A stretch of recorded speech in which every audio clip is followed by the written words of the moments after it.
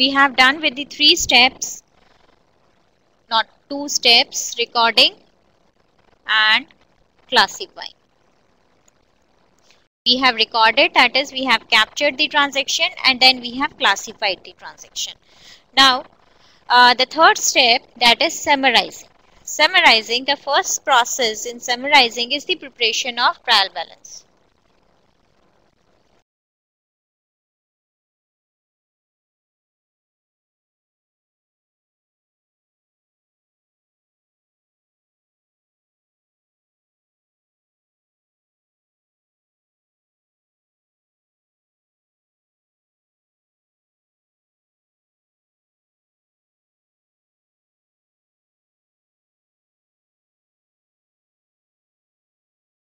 Trial balance.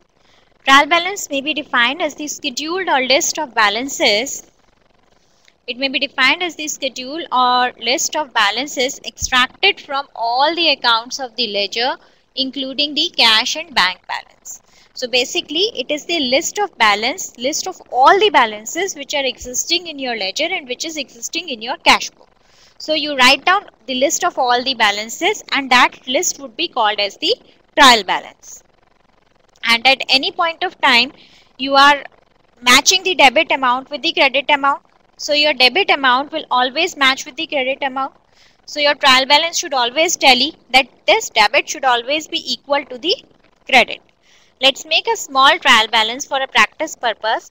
Let's come to the illustration 5.5, I think, which I asked you to do by yourself. No, 5.2. Illustration 5.2. You have already done the journal for this. You have already prepared the journal for this. Please tell me the page number for illustration 5.2, chapter number 5. Page 73. Come to page 73. Illustration 5.2. Journalize the following transaction, post them in the ledger and balance the accounts. It reads like this.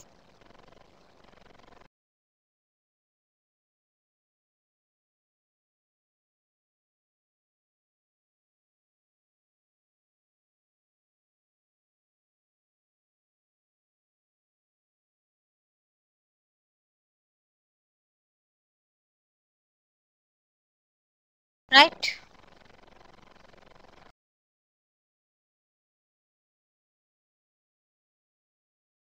So you have prepared the journal for it.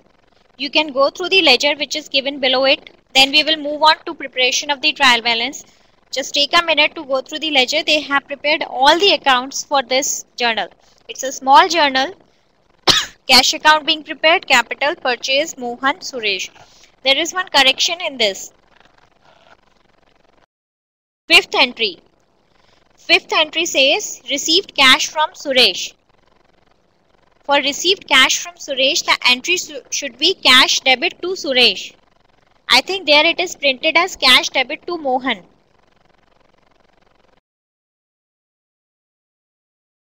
Is it?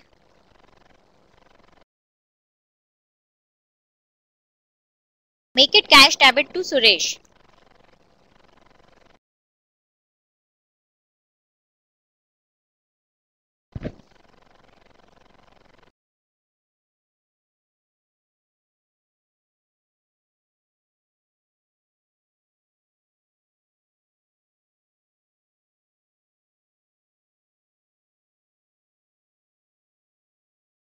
Okay, just go through the ledger for this entry.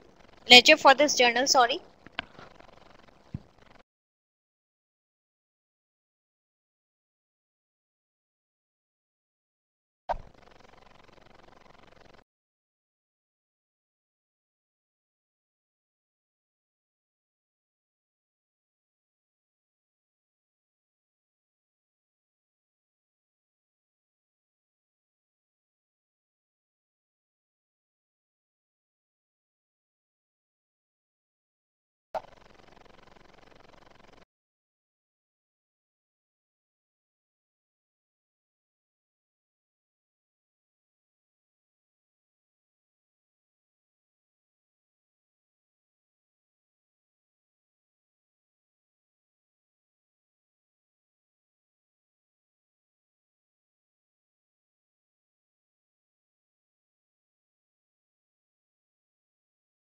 Have you gone through the journal? So on the basis of the journal, let's prepare a trial balance. I will prepare a trial balance here only. If I go to Excel, the speed would again be slow.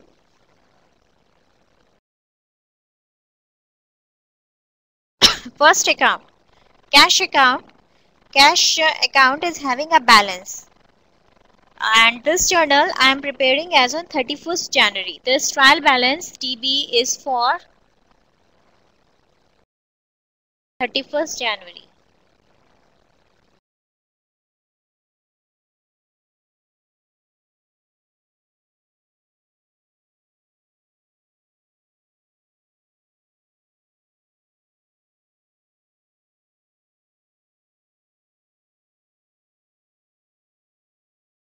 This is for 31st January. First item, cash. This is the format of the trial balance, or I think it is given there. Okay, you can come to the next page. It must be page number 74 or 75 in your book. There is a tab 5.6 trial balance. Their trial balance is given for it. Page 76, trial balance is given for it. Trial balance as on 31st January, particulars, debit, credit. This is the format for the trial balance. So, on the basis of the transactions, we will prepare the journal. On the basis of journal, we will prepare the ledger. And on the basis of the ledger, we will prepare the trial balance. Cash account. First account is cash account. Cash account is having the 12,000 balance. Is 12,000 balance debit balance or credit balance? Debit balance. Everybody agrees to it that 12,000 is the debit balance? Or some doubt with somebody?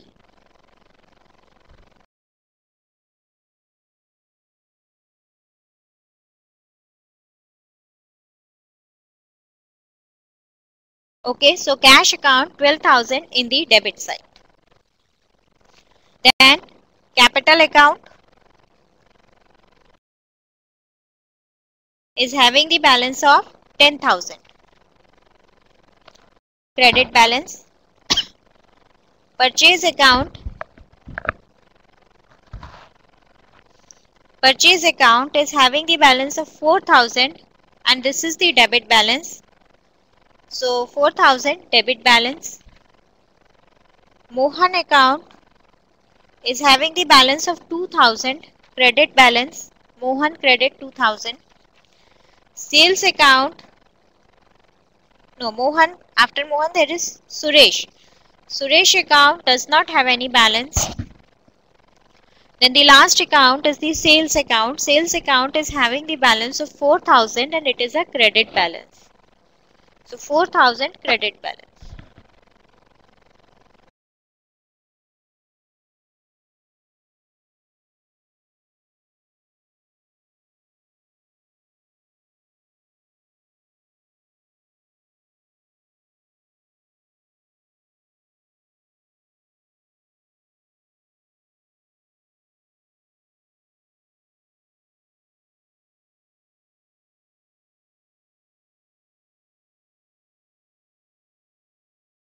Is it clear with everyone? Your trial balance should always tally. Your debit should always be equal to credit because you are doing the entries on double entry concept, dual aspect concept.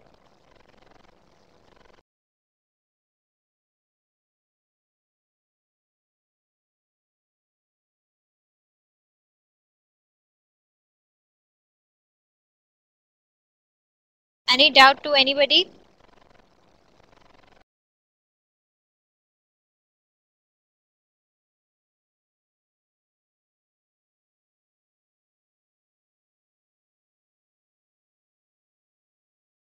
Okay. So the objective of preparing the trial balance is to check the arithmetical accuracy. Arithmetical accuracy in a sense, debit should always be equal to credit, whether we have done the entries properly. It is the basis for the preparation of the final accounts. It is on this basis, on the basis of the trial balance, we prepare the final accounts. Final accounts means the preparation of the profit and loss account and balance sheet. And it is a form of summarized ledger. That is, we have prepared a summary of the ledger in a statement form.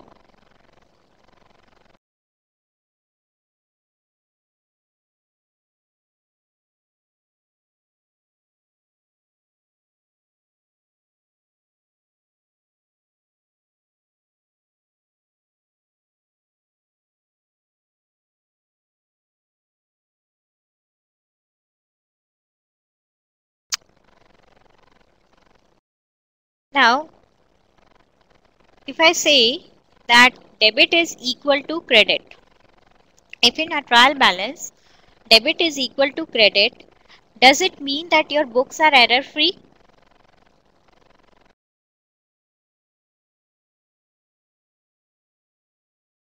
Does it mean that your books are totally error free?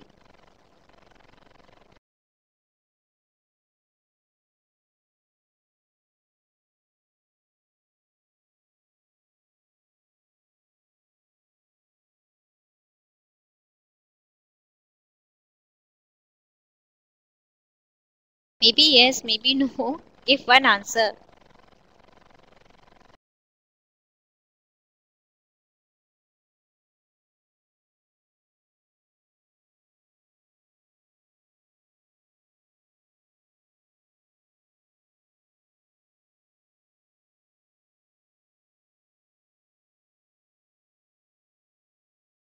Okay, there may be some errors even if my debits are equal to credits.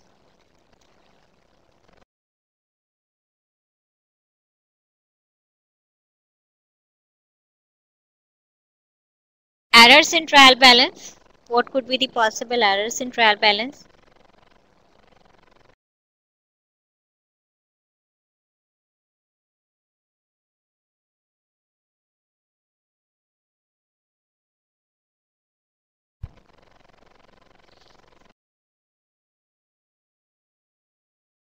Even if debit is equal to credit, it does not mean that your book is error free, that you have done everything correctly. There could be some errors in trial balance. What happens is, in today's scenario, our accounting is automated. We do the accounting by using the softwares. These softwares may be Tally, SAP, Oracle, or it may be any other software. So what happens is, these softwares are designed in a format that they do not accept enter until unless debit amount is equal to credit. That is, if you enter the entry like this, cash to sales, cash is 5,000 and sales is 4,500, the automated system will not accept the entry because there is a check that debit should be equal to credit, right? So cash to sales 5,000 5,000 it will accept, right? It will also accept sales to cash 5,000 5,000 because software doesn't have a mind to see whether this accounting entry is framed in a proper manner. The software developers has developed the check that you should see whether the amount is telling or not. So today's every business organization is an automated system of accounting, and the moment you post your journal entry, your ledger is prepared by the software, your trial balance is prepared by the software, your PL, your balance sheet is also prepared by the software. Right. But the at primary level, even if we say debit is equal to credit, it doesn't guarantee that your entries are correct. Errors of omission could be there, errors of commission, errors of principal, and compensating errors. Errors of omission are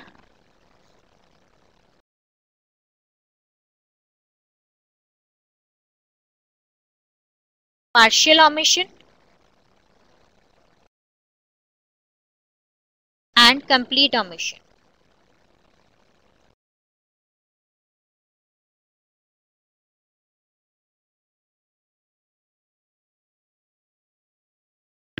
Partial omission and complete omission.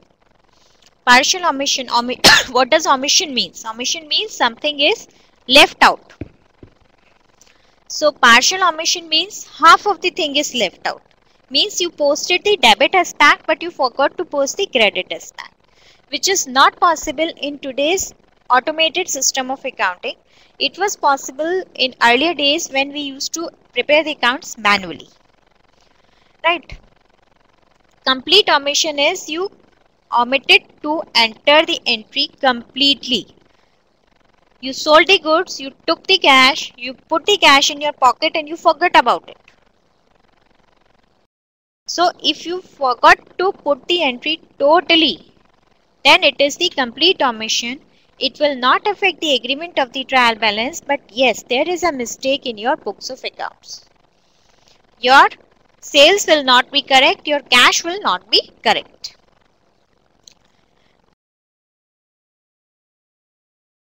Errors of commission.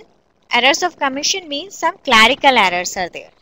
Some clerical errors in a sense like you have to post the entry cash to sales. You posted it cash to salaries. Or you have to put the entry cash to Suresh. You posted it cash to Mohan. Or the entry was supposed to be posted with 5,000. You posted it with 500 or you posted it with 50,000. Right. So if you commit a double-sided commission error, your agreement of trial balance will not affect.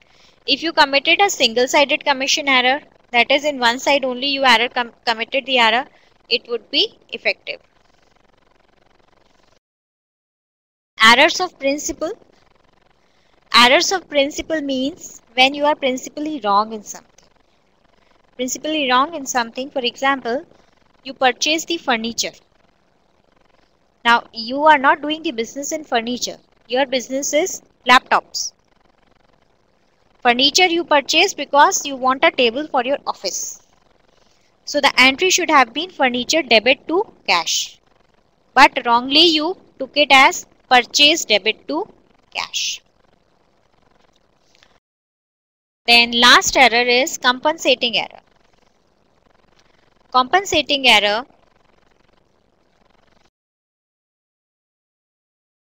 The compensating error basically has some 2-3 errors in it which compensate each other.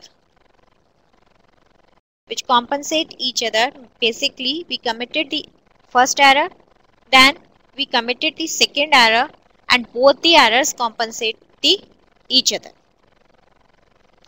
Right, compensating error. So these are the 4 types of error which could be present even when we are having the agreed trial balance.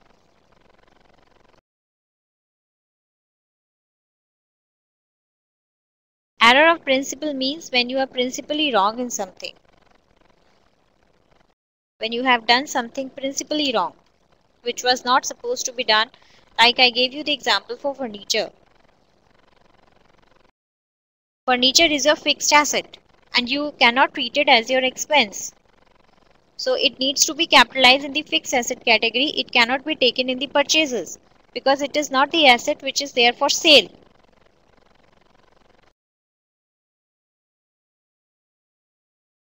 Right? Clear with everyone?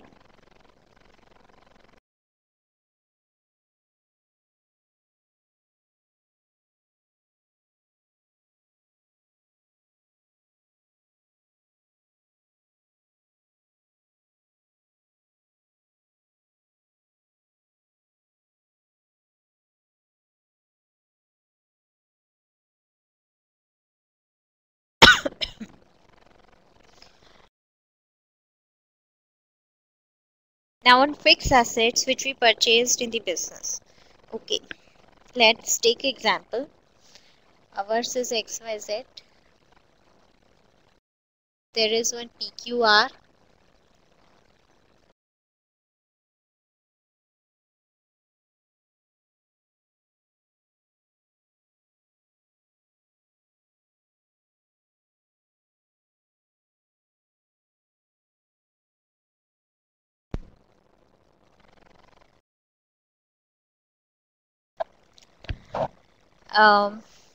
This laptop is for 30,000.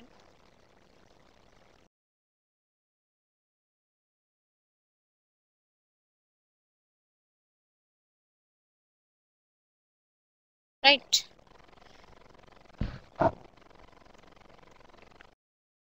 Now what is the useful life of laptop? What do you say? What is the useful life of laptop?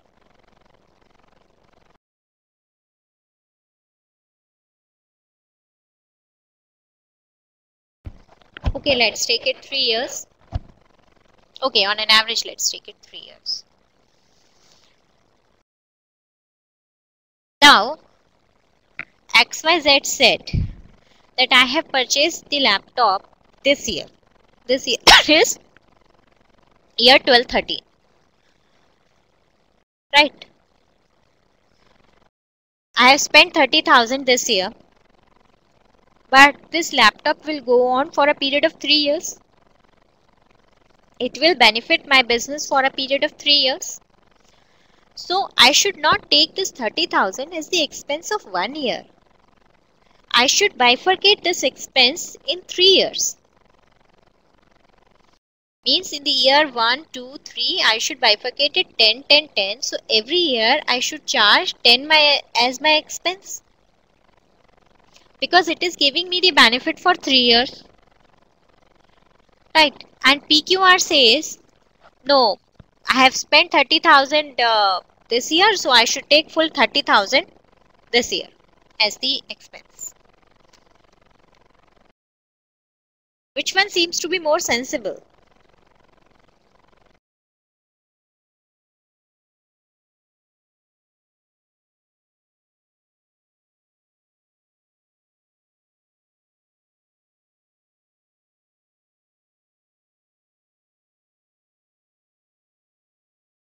XYZ seems to be more sensible.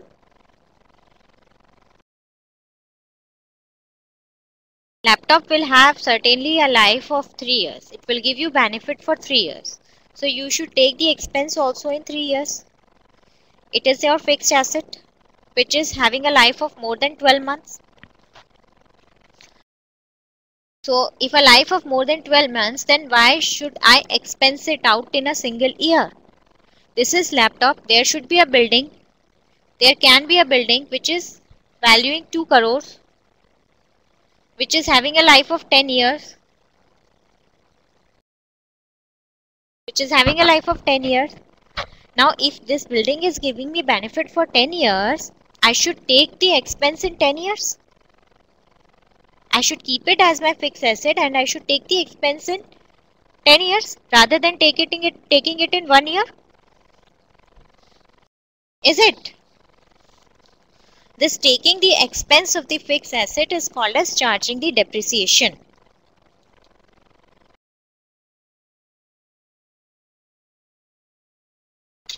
This taking the expense for the useful life of the asset is called as charging the depreciation. This is called as depreciation. Depreciation is basically the measure of wearing out. It is a measure, that is, it can be monetarily measured. Consumption, it is a measure of wearing out, consumption, or loss in the value of a depreciable asset. Means this is the measure for a depreciable asset arising from use, effluxion of time, or obsolescence through technology and market changes. Right? So depreciation is a measure of the wearing out, consumption, or other loss of a value of a depreciable asset arising from use, effluxion of time, or obsolescence through technology changes. So this is basically we have to charge depreciation on a depreciable asset. What is a depreciable asset? Depreciable asset should have a life of more than one accounting period. Means it should have a life of more than 12 months. But still it should have a limited useful life. We say it is for more than 12 months, but it should be measurable. But it should be measurable. That is, it should be 3 years, 5 years. It should not be infinity. And it is held not for the purpose of sale. The fixed asset on which you have to charge depreciation, it should not be held for the purpose of sale. That is, you have purchased for your business purpose, not for the purpose of business. Not for the purpose of sale. Then it would be a depreciable asset and you have to charge depreciation. There are two methods for charging depreciation. Straight line method, WDV method,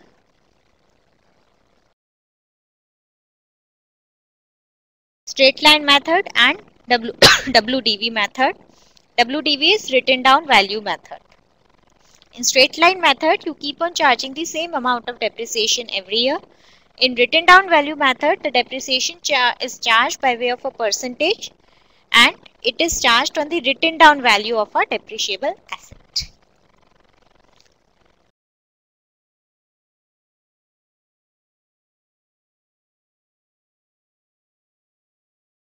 We don't, Arun, what you are saying is you don't take into account depreciation and appreciation. Who says we don't charge depreciation? We do charge depreciation in accounts. Yes, we do not take into consideration appreciation because appreciation are based on market values and we do the cost historical accounting, historical cost. Appreciation would be considered at the point of time when we sell that asset.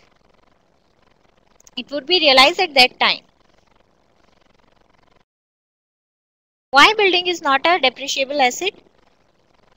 Whatever logics you talk about, building has a life of more than one accounting period. Is it? It has a limited useful life and it is held not for the purpose of sale. If your building meets these three criteria, why it is not a depreciable asset? To make it more clear, building is a depreciable asset but land is not a depreciable asset. Land is not a depreciable asset. No, land, we don't charge depreciation on land because land does not have a limited useful life. The structure, building has a useful life.